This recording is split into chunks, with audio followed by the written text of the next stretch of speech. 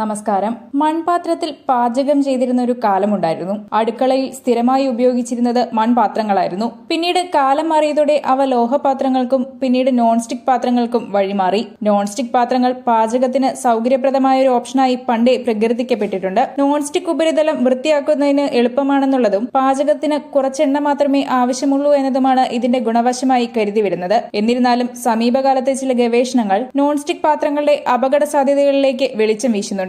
ദൈനംദിന പാചകത്തിൽ അവയുടെ ഉപയോഗം പുനർപരിശോധിക്കാൻ ഉപഭോക്താക്കളെ പ്രേരിപ്പിക്കുന്നതാണ് ഇത്തരം നിർദ്ദേശങ്ങൾ. നോൺ സ്റ്റിക് പാത്രങ്ങൾക്കെതിരെ മുന്നറിയിപ്പ് നൽകിയിരിക്കുന്നത് ഇന്ത്യയുടെ ഉന്നത ആരോഗ്യ സ്ഥാപനമായ Indian council of medical research ആണ്. ICMRന്റെ കീഴിൽ പ്രവർത്തിക്കുന്ന ഹൈദരാബാദ് ആസ്ഥാനമായുള്ള നാഷണൽ ഇൻസ്റ്റിറ്റ്യൂട്ട് ഓഫ് ന്യൂട്രീഷൻ അടുത്തിടെ പുറത്തിറക്കിയ ഇന്ത്യക്കാർക്കുള്ള ഭക്ഷണ മാർഗനിർദ്ദേശങ്ങളിലാണ് ഈ മുന്നറിയിപ്പ്. നോൺ സ്റ്റിക് പാത്രങ്ങളുമായി ബന്ധപ്പെട്ട ആരോഗ്യ പ്രശ്നങ്ങൾ, ഹോർമോൺ അസന്തുലിതാവസ്ഥ, ക്യാൻസർ തുടങ്ങിയവ ഉൾപ്പെടുന്നതായി ഗവേഷണങ്ങൾ തെളിയിച്ചിട്ടുണ്ട്. സാധാരണയായി ടെഫ്ലോൺ എന്നറിയപ്പെടുന്ന പോളി ടെട്രാഫ്ലൂറോ എഥിലീനാണ് നോൺ സ്റ്റിക് പാത്രങ്ങളിലെ പ്രധാന വില്ലൻ. കാർബൺ, ഫ്ലൂറിൻ ആറ്റങ്ങൾ അടങ്ങിയ ഒരു സിന്തറ്റിക് രാസവസ്തുവാണിത്. 170 ഡിഗ്രി സെൽഷ്യസിന് മുകളിലുള്ള ഉയർന്ന ഊഷ്മാവിൽ പാകം ചെയ്യുമ്പോൾ പോറലുകളുള്ള നോൺ സ്റ്റിക് പാത്രങ്ങൾ ഉയർന്ന അളവിൽ വിഷപ്പുകകളും ദോഷകരമായ രാസവസ്തുക്കളും മൈക്രോ പ്ലാസ്റ്റിക്കുകളും ഭക്ഷണത്തിലേക്ക് പുറപ്പെടുവിക്കുന്നുവെന്ന് ICMR പറയുന്നു. മൈക്രോ പ്ലാസ്റ്റിക്കുകൾ എൻഡോക്രൈൻ തടസ്സപ്പെടുത്തുന്നവയാണ്. അവ ഹോർമോൺ അസന്തുലിതാവസ്ഥയ്ക്കും പ്രത്യുൽപാദന പ്രശ്നങ്ങൾക്കും കാരണമാകും. കൂടാതെ ക്യാൻസറിനുള്ള സാധ്യത വർദ്ധിപ്പിക്കുകയും ചെയ്യും.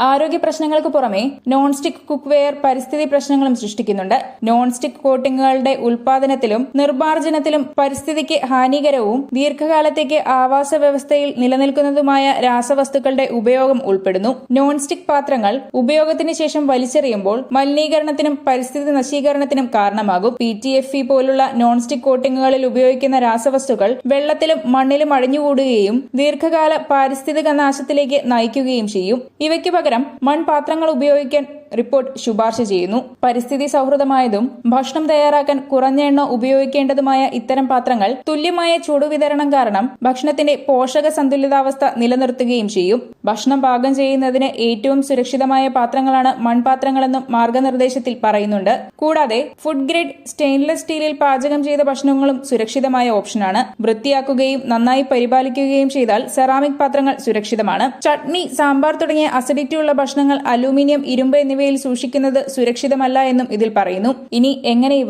സുരക്ഷിതമായി ഉപയോഗിക്കാമെന്ന് പരിശോധിക്കാം. ശൂന്യമായ പാൻ മുൻകൂട്ടി ചൂടാക്കുന്നത് ഒഴിവാക്കണം. കാരണം അത് വളരെ വേഗത്തിൽ ചൂടാവുകയും അത് വിഷപ്പുകകൾ പുറത്തുവിടുകയും ചെയ്യും. ചെറിയ തീയിൽ പാകം ചെയ്യുന്നതാണ് അനുയോജ്യം. നോൺ സ്റ്റിക് പാനുകളിൽ പാചകം ചെയ്യുമ്പോൾ ചിമ്മിനി അല്ലെങ്കിൽ എക്സോസ്റ്റ് ഫാൻ ഉപയോഗിക്കുന്നത് നല്ലതാണ്. കഴുകുമ്പോൾ നോൺ സ്റ്റിക് കോട്ടിംഗ് പോകാതെ മൃദുവായ സ്പോഞ്ചും സോപ്പും ചൂടുവെള്ളവും ഉപയോഗിച്ച് കഴുകാം. നോൺ സ്റ്റിക്കിന്റെ കോട്ടിംഗ് നശിക്കുമ്പോൾ കുക്ക് വെയർ മാറ്റാം. സ്റ്റെയിൻലെസ് സ്റ്റീൽ, കാസ്റ്റ് ഇരുമ്പ്, കല്ല്, സെറാമിക് കുക്ക് വെയർ എന്നിവയിൽ പാചകം ചെയ്യുന്നതാണ് നല്ലത്. പുതിയ ശാസ്ത്രീയ കണ്ടുപിടുത്തങ്ങൾ, ജീവിത രീതികൾ, വ്യാപകമായ രോഗങ്ങൾ, മാറിക്കൊണ്ടിരിക്കുന്ന ഭക്ഷണശീലങ്ങൾ എന്നിവ കണക്കിലെടുത്താണ് ICMRന്റെ പുനരവലോകനം. വാർത്തയുടെ നിറം തേടി തനി നിറം.